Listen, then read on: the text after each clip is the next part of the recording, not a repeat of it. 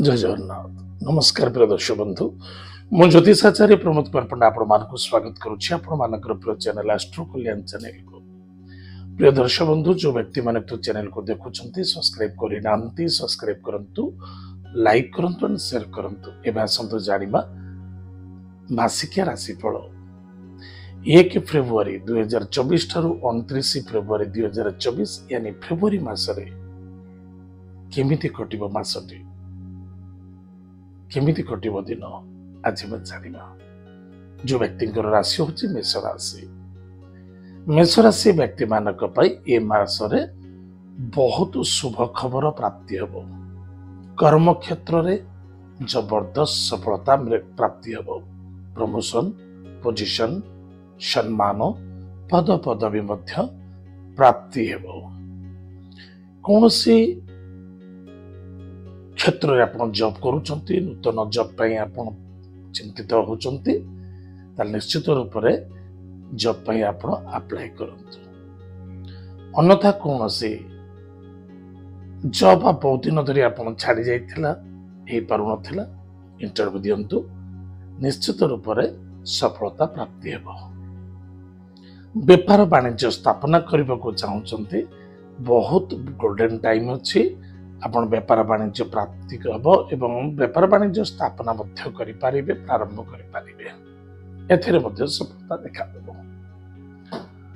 बस उच्च कर्मचारी सहित बिल्कुल आर्गुमेंट करने उचित नुहे। सहित मिलमिशे चलवा बहुत आवश्यकता अच्छी। चाहे बापा हूँ चाहे मौसा हूँ चाहे मामू हूँ चाहे ससुर हूँ ना कहीं कौन से भी गुरुजन व्यक्ति को सम्मान आदर भक्ति करने अत्यंत आवश्यकता अच्छी।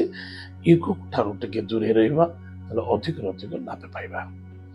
एक्सपोर्ट इनपोर्ट क्षेत्र में यथेष्ट विजय प्राप्ति हो। गारमेंट्स क्षेत्र में लाभवान रहिबे। स्कूल कॉलेज क्षेत्र में यथेष्ट सफलता देखा पाबो। किंतु मन रखिथिबा दरकार ए मासरे आप परिश्रम अधिका करेंगे फल टे कम मिल। जदि ब्लैक मनी रोजगार करने कौन उपाय बाहर करुँचे भावी चिंती करेंगे धोखा ना लगी जाओ। धर्म विरुद्ध हेबे नहीं या द्वारा आपणकर अभिशप्त आपण कुंडली प्रति देखा दे पारे टिके सावधान रहिबे। एवं छोट भाई भौणी बा भाई भौणी सहित मित्र सहित आर्गुमेंट देखा दे पारे टिके सावधान सहित चलिबा अत्यंत आवश्यकता अछि। प्रेम संबंधित टिके बाधा आसी पारे। लव में अनेक प्रकार कष्ट साध्य देखा दे पारे टिके सावधान रहिबे। विद्यार्थी विद्या क्षेत्र में सफलता अर्जन करेंगे। मान सम्मान मध्य प्राप्ति हेबो। माता द्वारा सपोर्ट मिलिबो। नूतन गाड़ी गृह कार्य बा कौनसी भूमि चयन करने को चाहते आप करेंगे आपको सफलता मिलिबो।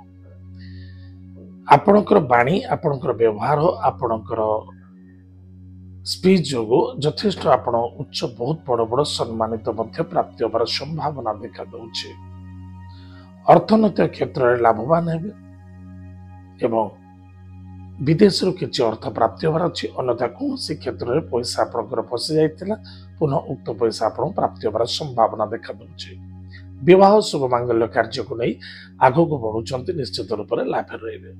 ताहले प्रिय दर्शक बंधु कौन न करबा आवश्यकता अछि कौन पई सावधान रहबा आवश्यकता अछि। स्वास्थ्य स्वास्थ्य ही संपद।